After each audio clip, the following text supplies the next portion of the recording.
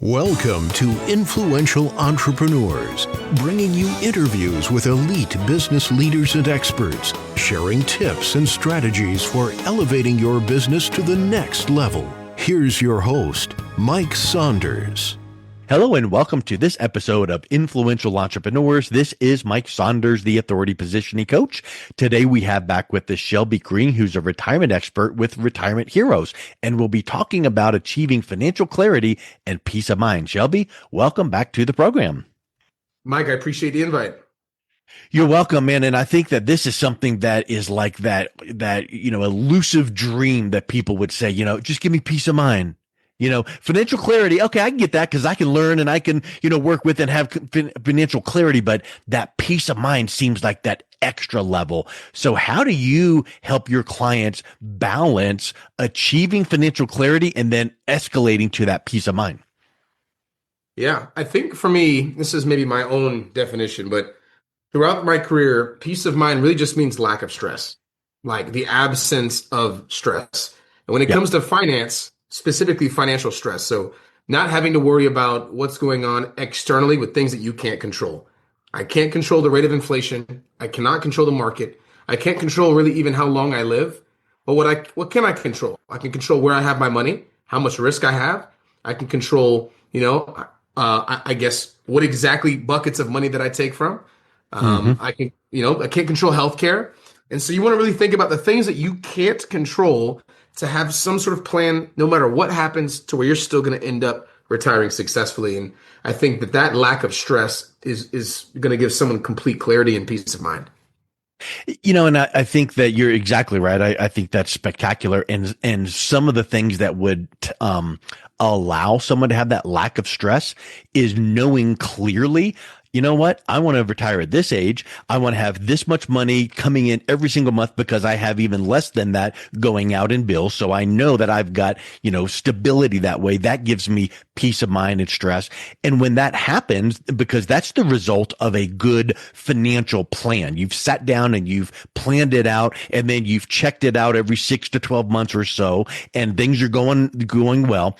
But when you have that lowered stress, isn't it statistically, isn't it proven that you end up living longer because you're less stressed? Because there's so many diseases out there that are tied to stress. Well, if we can lower that because we gave you retirement clarity and peace of mind, then that's a great thing. Yeah, 100%. I think something that is proven true time and time again is that people with less stress live longer. And I think a big stress that people have in their day to day, no matter what age they are, what part of life, is financial stress. Yeah. And taking away that financial stress from somebody, I think it really allows them to enjoy retirement more. I think it avoids a lot of unnecessary arguments with couples, and just allows you to be a lot more free and have a lot more of that flexibility in retirement to do the things that you really love to do. And ironically enough, you end up in a position where you have complete clarity over your financial situation. You're not stressing about anything. You're living longer. Ironically, though, as well, on the other side of the coin, you technically need more money. Yep, right? And so, because you're living longer, right? Exactly. Which means you need to have a good plan, which means you need to test it and stress test it and check it, all of those things, right? But those are that's kind of like saying, well, you need to make sure that you aren't spending more money than you're bringing in even before retirement years. So those are some of the obvious things. So when you have that plan in place, what are you saying are the first steps that people need to put into place to get that clarity? Yeah, I think number one, the first thing that you have to do is create an income plan. The income plan is just going to say, hey, here's exactly where my bills are going to get paid every single month. Once that's completed, the next thing they need to do is also then stress test it. You stress test it by just saying, hey, if these other things happened, I'll give some examples in a second, but these other things happened, am I still going to be okay? If market tanked 30%, are you still going to be okay? If your spouse passed away unexpectedly, are you still going to be okay? If you need a home nurse care or to live in a retirement home, are you still going to be okay? Right? If all of a sudden you had to get surgery tomorrow and it costs $20,000, $30,000, or you need repairs in the house that you didn't expect, will you still be okay? And then from there is the things you can't control, to take less risk in those categories. Making sure that, hey, if you answered no to one of the things that you can't control, if one of those things are going to be, put you in a position where you're not going to be okay, how do you remedy that problem? So then I would say remedy the issues that you actually can't control. like healthcare, like long-term care, market volatility, inflation. If you already plan for those things that you can't control, well, now you know that you're now in control of your retirement, right? Hmm. If you know that every single thing that happened, you've already planned for, and every single risk that happens, that you already have a plan in place, then you don't have nothing to worry about. You know everything going according to plan. 100%. Yeah, that makes total sense. When you think about that comprehensive retirement plan so that you have a peace of mind and clarity, what are some of the things that need to be addressed? What are some of those pillars without getting into detail and whatnot? But what should people be thinking about? And even I'll bet you that there's a pillar or two that people are like, oh, yeah, that makes sense, but hadn't really thought about that. Well, I think something that a lot of people don't think about, just to put in perspective, for example, is going to be things like home equity. Some simple Hmm. things that people think, oh, and I'm not thinking about home equity because I don't want to sell my house. Yeah. I've had situations where somebody came to me and they said, hey, I don't know what to do. I have $100,000 in a 401k and I have Social Security and this is how we're going to live. I put together an income plan for them. I was like, ooh, every single month you're going to have $100 to spare. That's it. That means no traveling, no having any excess amount of fun. Literally one thing that I recommended to them, which is something that I can't even do, mind you, was I said, hey, have you considered maybe utilizing some of the equity in your house? They said, oh, no, we don't want to sell. We want to live here forever. Hmm. And I was like, okay, but do you guys have any reason that you're not using the equity? They said, what do you mean? We don't want another mortgage. This is a paid off house, by the way. I Hmm. said, well, you could do a home equity conversion mortgage. I've had many clients do that. And you could actually get right now 40 to 60% of your equity out of the house. And now you have all the money to do the things that you want to do. That's going to put you guys in a better financial situation. And it was just something they didn't think about. They were like, I guess I didn't even see it as an option because that's not something that's talked about. Yeah. Or maybe back in the day, 20, 25 years, 30 years ago, they heard something bad about a reverse mortgage. And they're like, oh, no, those are bad. They didn't even look into them because they just heard Yep. bad things about them. Like, the old reverse mortgages are not the same thing as the new ones, first of all. Right. Yeah. You actually can get the appreciation. The bank doesn't have to take your house. You get a bigger line of credit every single year. There's a lot more benefits than people think. And sometimes people just aren't looking at external sources. They're just doing kind of the plans that everybody talks about every day. I call them cookie cutter plans.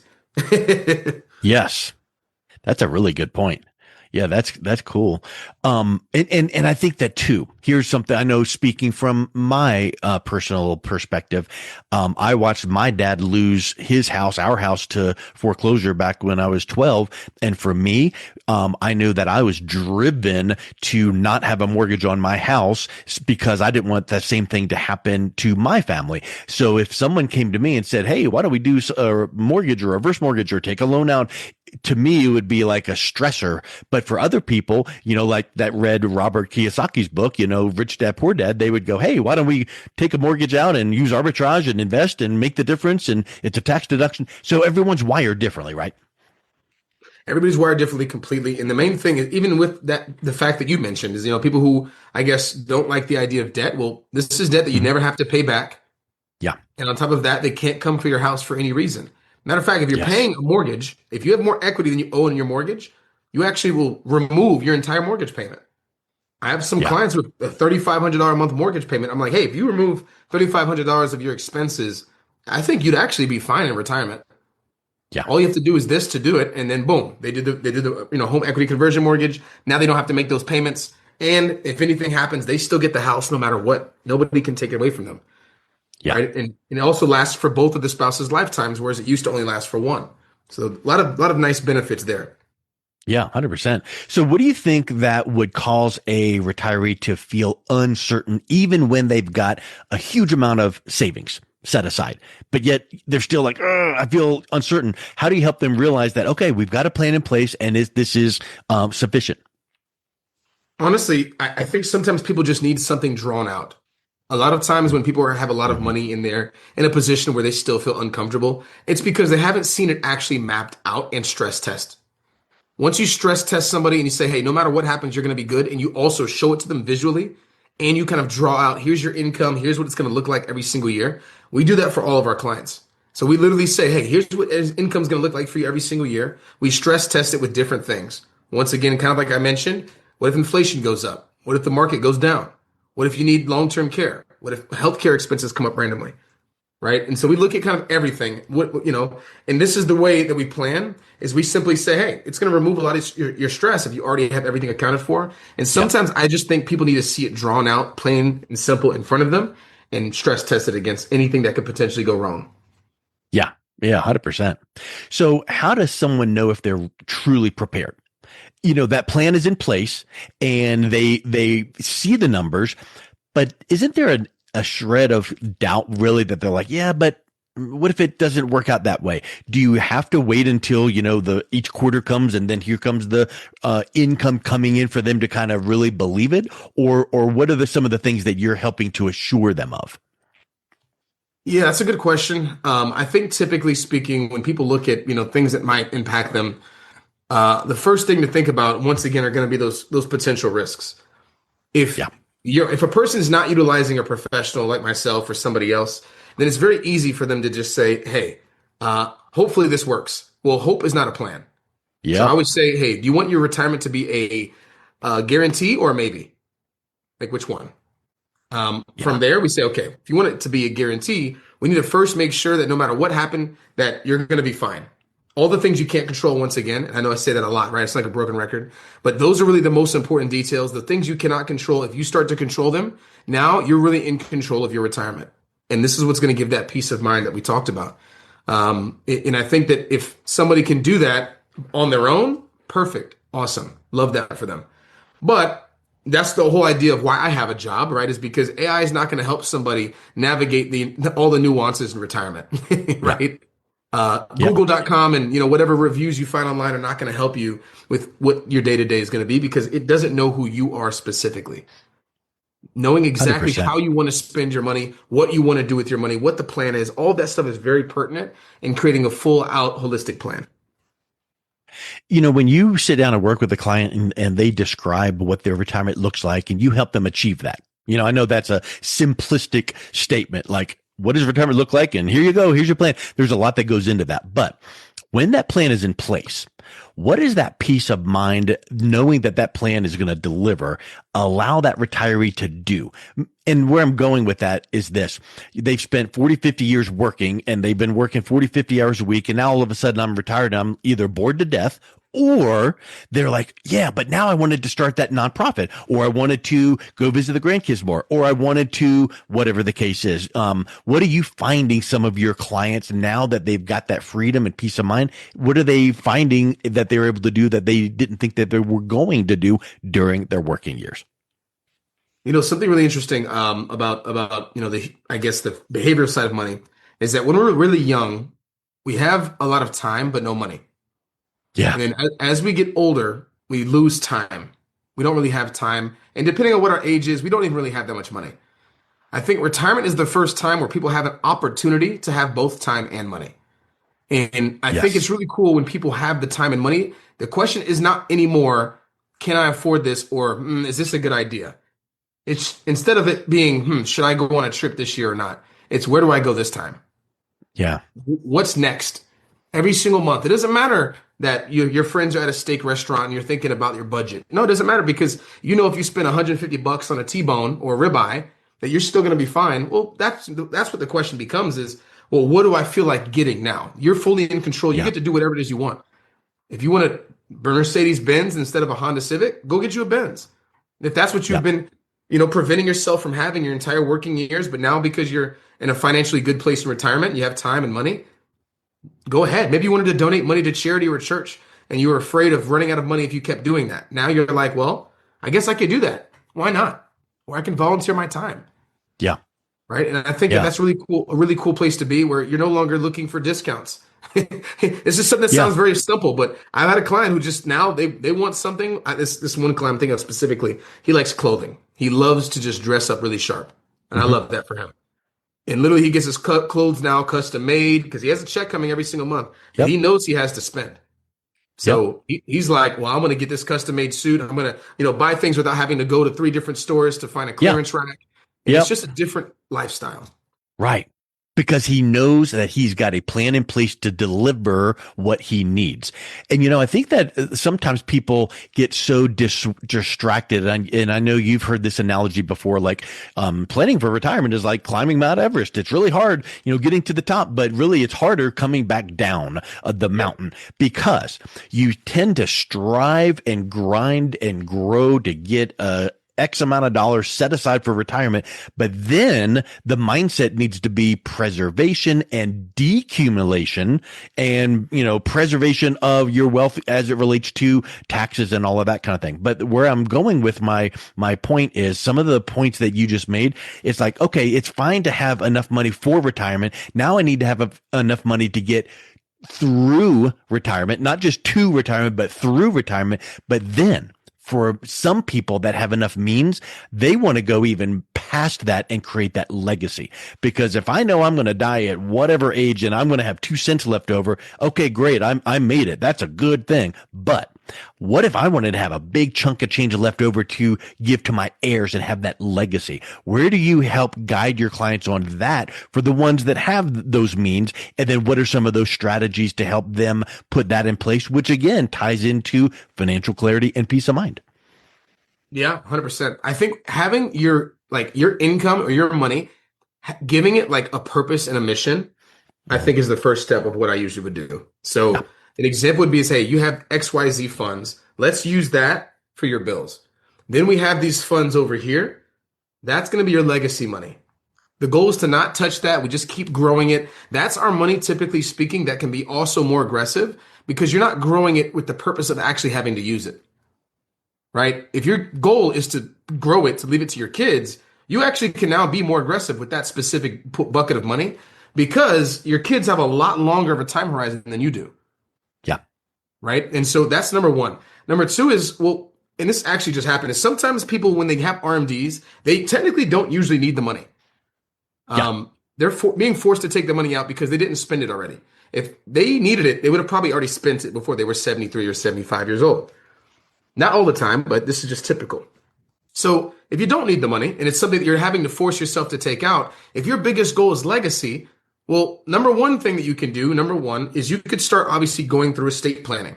You could build a trust, make a will. Don't let things go through probate. I've seen it with so many different clients. I've also gone through it with my grandparents, and it is not pretty. Everyone's yelling at each other. It's long and drawn out. It's contentious, and it costs $1 or $2. And it costs $1 or $2. So not only do you have to spend money, you have to spend time. Yeah. It's a headache. It's just something you don't want to do. So I'd say get the will done, get the trust done. And then on top of that, if you don't need the RMD money, well, what leaves legacy better than life insurance? If you're healthy. Yep. I think that they're thinking, I don't need life insurance. I have $1 million in the bank. I would agree. You don't need life insurance. But if you have no purpose of the money and you have $1 million in the bank, well, why leave one when you can leave two? Yep. Just my thought. If we don't need the money and we have no goal for it except leaving it to family, there's no better vehicle for leaving money to the next generation than life insurance, if, of course, you can get it. If you can't get it, that's a different conversation. Yeah, that's a really good point, and we don't need to go really deep there, but the point is, in many retirement planning strategies, you need to have that plan put into place well ahead. Because, like what you just said, if you get it, well, if you waited to get this really elaborate, well put together life insurance plan to accomplish, like what you just said, you might want to have it when you're very healthy versus, oh yeah, I guess I should do that. I'm in my 70s. Well, maybe the rates are sky high. Maybe your health is not where it needs to be. So having those thoughts well ahead of retirement help you to maybe even qualify when maybe later on you wouldn't. And that's the thing, Mike, is that a lot of times when people are in their 70s, even if they're healthy, they see the bill for the insurance and they just automatically go to no. But my question always is, it does not matter what the cost is. If I was in a room full of people and I said, hey, raise your hand if you'll trade me a quarter if I give you $1. Yeah. How many people's hands do you think would be raised? All of them. And I'd raise 2. All of them. Now, if I said the same question but you can't use the money, only your kids can. I still think most of those hands would stay up. Yeah. And the idea is that even if the cost is, I don't know, I'm gonna name something outrageous just because it doesn't matter. If it's $2,000 a month, because I just quoted somebody, it's $2,000 a month, which was about what their RMD was gonna be. If you have no use for that money, why not put it to use? Yeah. Yeah, it's $2,000 a month. And but without you're getting getting into, out of it. again, more and more detail, but don't just hear the word life insurance and think, nope. There are so many what's called living benefits that go into having a good life insurance plan, like maybe some long-term care and be able to reaccess the money that then could benefit you now, but also your heirs later. So there's all of those things that help you put a plan into place that give you that clarity, but also that peace of mind. Exactly. Yep. Like I said, a lot of people they just hear the cost, but and they immediately shut it down. I'm like, well, would you Yeah. trade $24,000 for 500 if your kids Yeah. get it tax free? Yeah. Yes. Yeah. Oh, that's Tell life me more. insurance. Yeah. Right. Oh, it's Right. life insurance. Never mind. Right. No, but how about that 24 in the, yeah, I want to know about that. Well, I tell you what, Shelby, this has been really, really helpful and uplifting. So if someone is interested in maybe exploring a little bit more, what's the best way that they can reach out and connect with you? Yeah, I mean, connecting just takes, maybe a little bit of your time. It doesn't require anything to actually, have a conversation except for 5 to 30 minutes of your time, right? So I'd say the best way, my name is Shelby Green with just like the color, no E at the end. Shelby Green at Retirement Heroes. That's HEROES.org. And they can shoot me an email and just say, hey, would love to chat with you. It's no obligation to you guys or anybody who's listening currently. So I'd say just give it a shot. We'll chat about it, and I'll just give you my own personal advice and also build you your own plan so you can kind of see and everything stress tested against what could potentially happen. Excellent. Well, Shelby, thank you so much for coming back on. It's been a real pleasure chatting with you. You as well, Mike. Thank you so much. You've been listening to Influential Entrepreneurs with Mike Saunders. To learn more about the resources mentioned on today's show or listen to past episodes, visit www.influentialentrepreneursradio.com.